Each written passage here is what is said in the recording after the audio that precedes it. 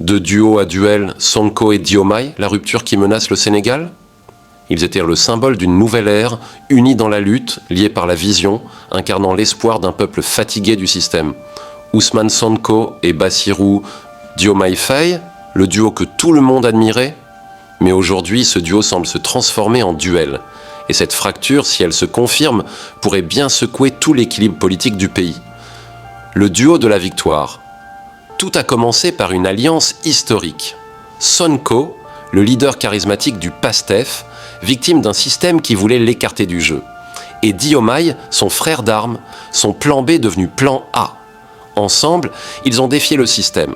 Et ensemble, ils ont conquis le pouvoir. Leur complicité, leur discours de rupture, leur image d'intégrité, tout cela avait redonné confiance à une jeunesse désabusée. Mais après la victoire, les choses ont changé. Les premiers signes de tension, au fil des semaines, les fissures ont commencé à apparaître. Des ministres de la coalition Diomaye président, souvent issus de la technocratie, ont commencé à prendre leur distance avec les radicaux du camp Sonko. Des divergences de méthode, des choix de communication, des nominations qui font grincer des dents. Et le peuple, lui, observe en silence. Le tournant, Abdourahmane Diouf. Puis vient le cas Abdourahmane Diouf, un ministre respecté, symbole d'une gouvernance apaisée qui appelle à un bloc autour du président. Un message clair, le pouvoir c'est Diomaye. Et ce discours forcément a froissé certains proches de Sonko. Car derrière les mots polis, il y a un message politique fort. La riposte Sonko, alors Sonko contre-attaque.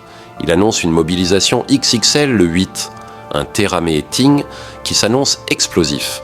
Il veut reprendre la main, parler au peuple, rappeler qu'il reste le maître du jeu politique, mais cette démonstration de force pour certains observateurs sonne comme un avertissement à Diomaye et à son entourage.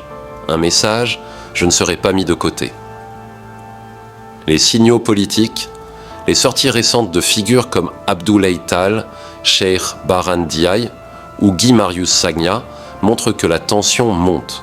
Chacun parle avec prudence, mais entre les lignes, le malaise est clair. On ne parle plus d'un tandem, mais de deux pôles d'influence qui s'éloignent. Le risque de rupture, et si cette fracture devenait une rupture ouverte? Le Sénégal pourrait entrer dans une zone d'instabilité politique. Car rappelons-le, une partie du peuple vote par loyauté envers Sonko, pas seulement par adhésion à Diomaye. Et si Sonko se sent marginalisé, le risque d'un affrontement politique interne est réel. Cela pourrait fragiliser le gouvernement, ralentir les réformes et offrir un boulevard à l'opposition. Les conséquences possibles. Pour Sonko, il joue gros. S'il parvient à se repositionner sans casser le cadre, il reste incontournable. Mais s'il franchit la ligne, il risque d'être isolé. Pour Diomaye, il doit prouver qu'il est le président de tous, pas l'ombre d'un autre. Mais s'il rompt trop brutalement avec Sonko, il peut perdre une partie de sa base populaire. Pour le pays, le Sénégal entre dans une phase délicate.